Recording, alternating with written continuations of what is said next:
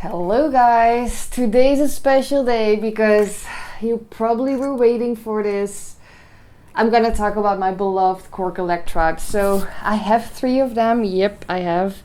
I have 2 MX versions and 1 ESX. The ESX version is a sampler and the MX is actually a drum computer, but there's also a synth part in it. So I'm gonna walk you through this amazing device. It's pretty old school, but it has amazing crispy sounds, and I've been using it for many years in my live set, and I just can't do without them. Like literally, I can't. So let's jump on, and yeah, I'm gonna show you. So here you go, the Korg Electribe MX, and this is truly one big powerhouse. And the interface is quite remarkable because if you already can see it, it's divided up in different parts. And on the right side, you have basically a lot of modulations and effects that you can use. And on the left side, there is all the basic settings that you need to create a track. So on the left side, you have, actually, let's start at the top. So you have like a left and right output, so you can also listen it into mono, and you have individual outputs and an audio in as well, so you can use maybe like the effects of the MX. I had never have really done it, but it could be really nice. You also have a microphone line in, so you can record your voice or any sound that you want to add to it. And on the right side, you have MIDI in, you have MIDI out, you have MIDI through, and the on and off button, and then the power in. You see in the middle already with my nice blue dot. I did it because I needed to know where my MIDI out was going through, so I stickered everything. But you have here, you see like 2 really nice tubes, and I love these tubes because they create an extra warmth to your sound, and it basically compresses the sound big time. So on the left side, you have your master volume and your tube gain. So if you play, you can always adjust or increase or decrease the gain of the tube, so it sounds crispier, more compressed, and yeah, it's really nice. And there are different kind of tubes, and I chose for a very warm sound. Then you have the audio in level, so if you use a microphone, you can adjust it with this knob. So here you see already like the little screen, and this is the first thing you will see. So you can choose out of a lot of presets if you like, and you can change it by using the rotation button. So we're gonna go to 30 because I created already a little bit. Then you also see the beat. There's a little light on and off, so you can see how fast it is. So let's dive into the bigger part. So if you want to create a pattern, there are some general settings you probably need to adjust if you like. So we go to pattern, we click on it. So we are now in this editing mode, and we basically can go up and down with on the left side with the little arrows. So what we can do here, we can change the tempo, so you can adjust it again with the rotation button, the encoder. And we can change the swing, so we can create a little groove in our track as well. Then we have the roll tie, which I'm not really sure, as I'm not really using this bit.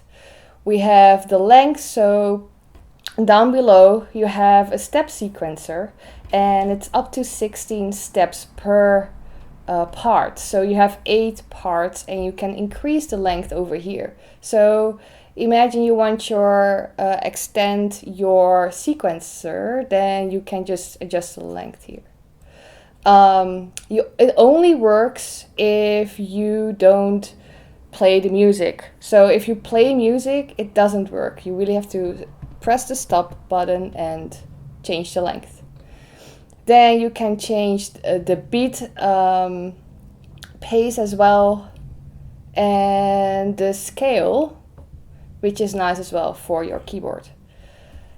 On the right side, if we go to the right side, we see the part editing. So we are now on a part that calls the synth part on the right side. But if we go to the left side, if you can hear, there's samples below all these steps.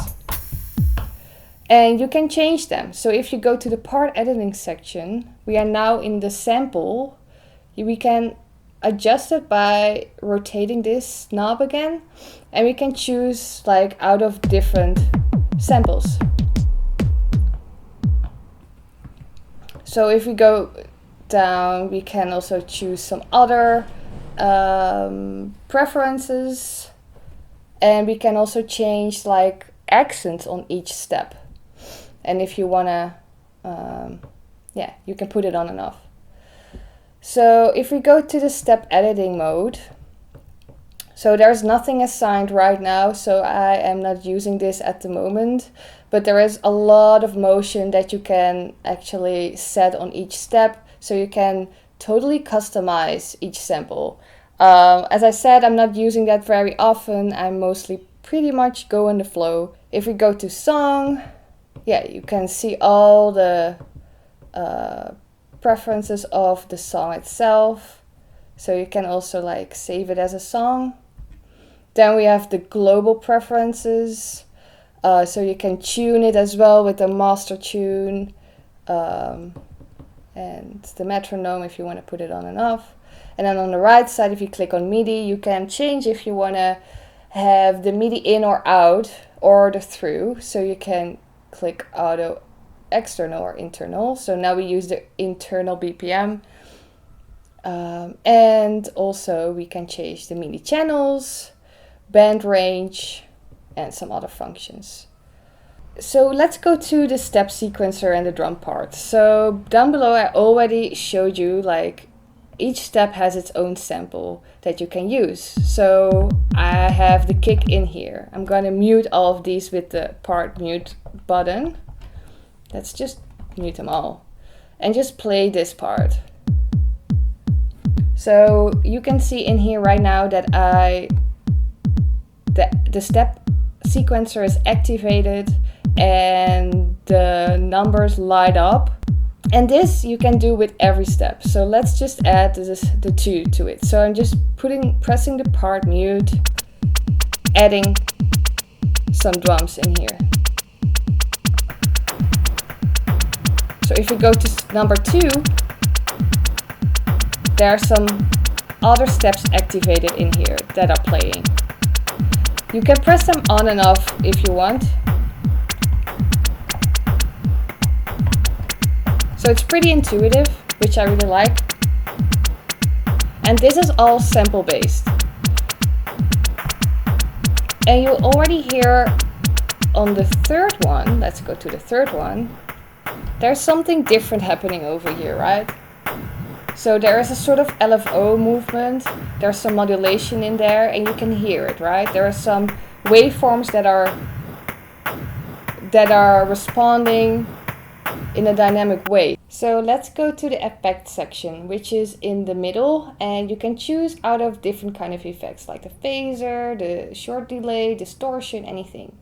And the cool part of this is that you can add them up into a group of 3, and you can assign them to your part, so to your sample. So if I have now the third one on, you can see that this button is glowing, and that basically means that it is on. So now you already hear, oh yeah, there is nothing happening. Now it is. And you can assign this all like 3 different ones, or you can combine them. So I have here now a combined situation. So I combined different ones, and I used a decimator for this one. But yeah, you can choose whatever you like. Distortion, you can choose for a delay, if we go to, and they're pretty funky, they're really cool, I like them, I use them a lot. So yeah, let's just leave it how it is, and yeah, it's pretty cool. I love this, like to especially creating the chain. It's super easy. If we go to the part common section, there are 4 knobs you can twist. So it's the pitch part, the panning, the equalizer time, and the level. And then you have the amp of the equalizer, and you have a roll function, and here is what I explained already, and then you can assign it. So if we press on, you can hear that I can twist it and the pitch will be applied. You can also pan it to the left side or to the right side.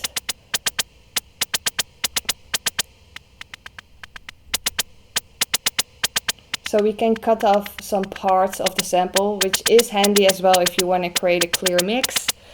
And then of course the FX part.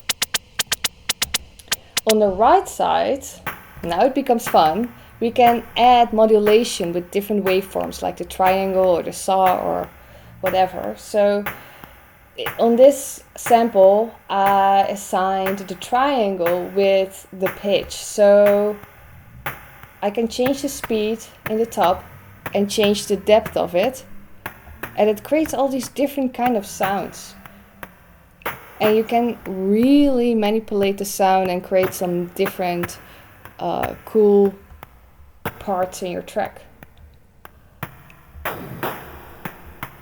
Then below that you have the oscillators, which are assigned to the synth parts. Then you have a cutoff, so you also can cut off the sample. The amp part, which is nice if you want to try out hi-hats, because then you can change the velocity basically in a sort of hi-hat pattern. You can actually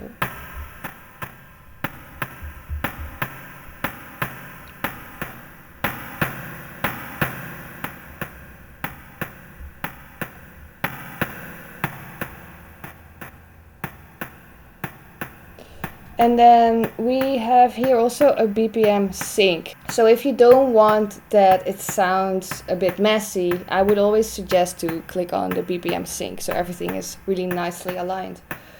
Yeah, so that's about that. And then we come to the fun second part. It's the synth part, and the synth is basically assigned to these 5 track lanes. So if we go to the first one, so I already created a sound.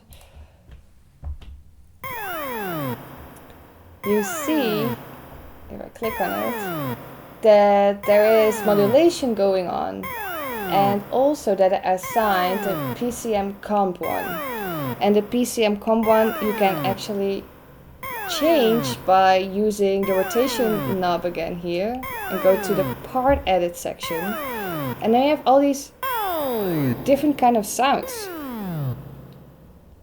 So if I go to a clear one, if I go to this one, the second one, and we choose for maybe like a piano, we can use this sequencer as a keyboard. So we can also go octaves up and down. So we can really create some cool bass lines or any other cool IDM parts. And it sounds really lush because you can also assign with the FX again. We are able to change the synth filter and change the cutoff.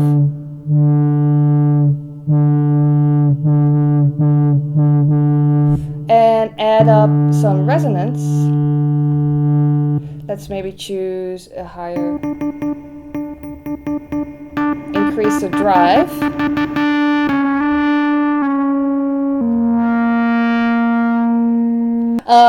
Yeah, so that's pretty cool. So what we can do is we can record live, right? So if we're gonna click these on, I'm gonna stop it here. Part mute, let's go.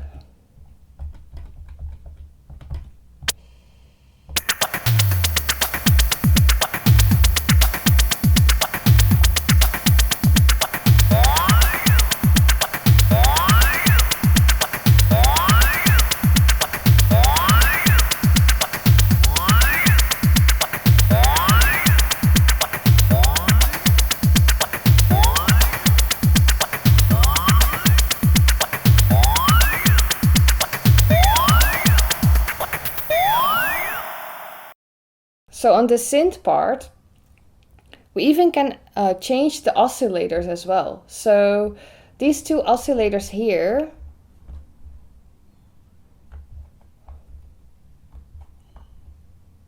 we can change, so the sound will be totally different.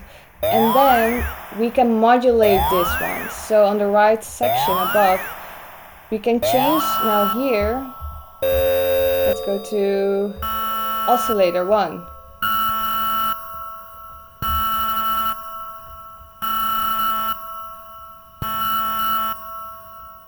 You see?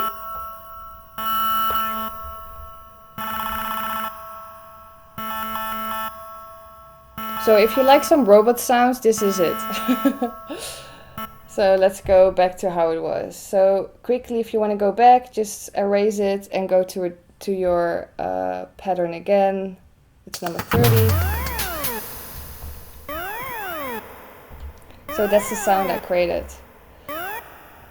And now you think, okay, but how do I create a track? Well, basically, if you have all these tools that you can use, you can create all these samples in here, or you can assign all these samples in here and create a sequence. And on top of that, you can play in the synth part. So imagine I'm like playing.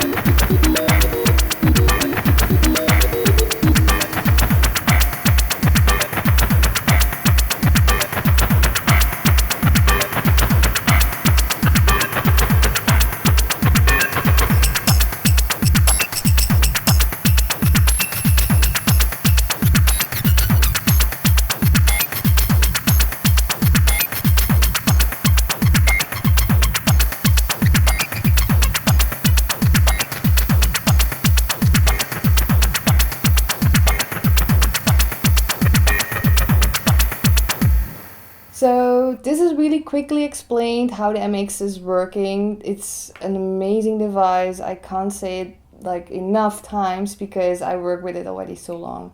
But yeah, try it out. Don't forget to subscribe to this channel and do add the notification bell because I will make some new tutorials soon. Bye guys!